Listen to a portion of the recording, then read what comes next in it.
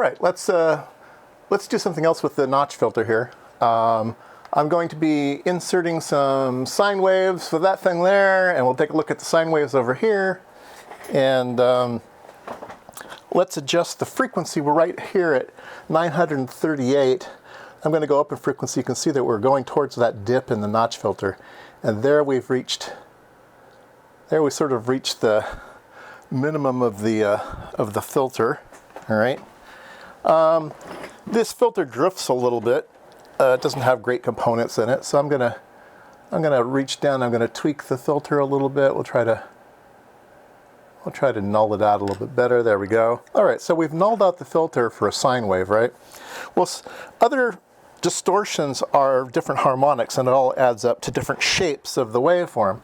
So something like a square wave is probably the ultimate badness of a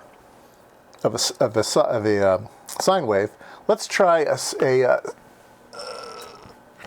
there, I've input a triangle wave. So this is a triangle wave. So I've removed the center frequency, but all of their harmonics are left over, and that's what's left over. It's kind of interesting. And if I do a square wave, whoa, that's what's left over. This getting big here on the screen, but yeah, that's what's left over when you remove all of the harmonics.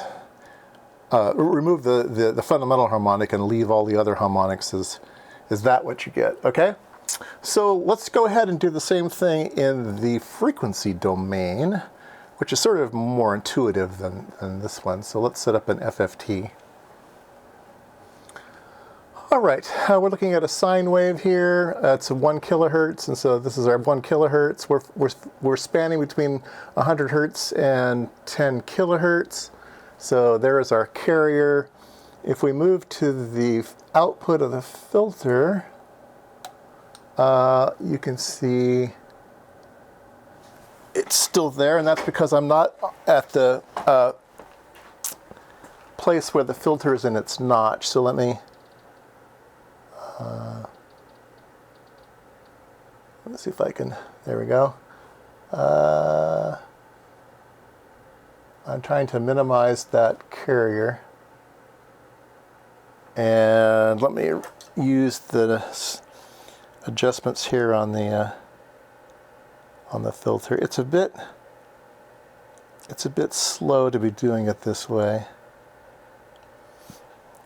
Oh well, I'm not able to do it entirely, but anyway, it did knock that down. Okay, I'll go back to the input. This is the input. And you can see that this is logarithmic, right? So it's pretty big in amplitude on the input, and on the output it's been knocked down. What did it knock down? 13 dB was my filter, I think, something like that. So there it is.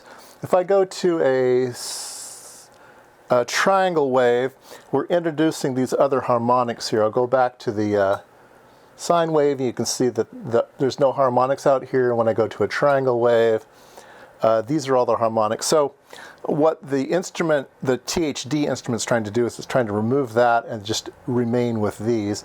And if I put in a square wave, you're going to have even bigger harmonics out there. So anyway, if we go to a ramp. I don't know, ramp looks kind of like a triangle wave and stuff. So I don't know if that was a great demonstration. One of the problems with looking at things in the logarithmic scale is that it's sometimes difficult to figure out how big of a magnitude these things are.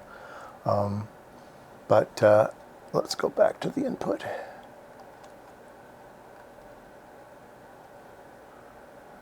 There you can go. You can see the carrier is much bigger, and the harmonics.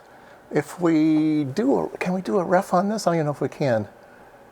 Save to ref. Yeah, we can do a ref on. Oh, very nice. We can do a ref. Okay. So here's the. This is the ref. We'll go to the output, and the harmonics stayed about the same intensity.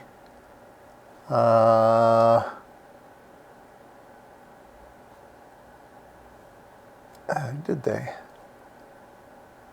Yeah, they're still there. They're hard to see. But basically, we didn't touch the harmonics, but we did knock down the we did knock down the carrier by about 10 dB. And like I said, if we sit here and adjust it, and we had a better oops, I got the wrong way. If we had a better system, the filter would track the source, and so they would be in match all of the time. That's the way those generators work, is they have their own internal oscillator, and it's matched directly with the notch filter, so they're always knocking it down to the most. And then when you calibrate the machine, you know that you have a little bit of carrier still left over, but that calibrates out. But yeah, we've at least knocked it down by a factor of 10 dB here. So there you go. I don't know if that's a great demonstration or not, but the filter is doing what it's supposed to do.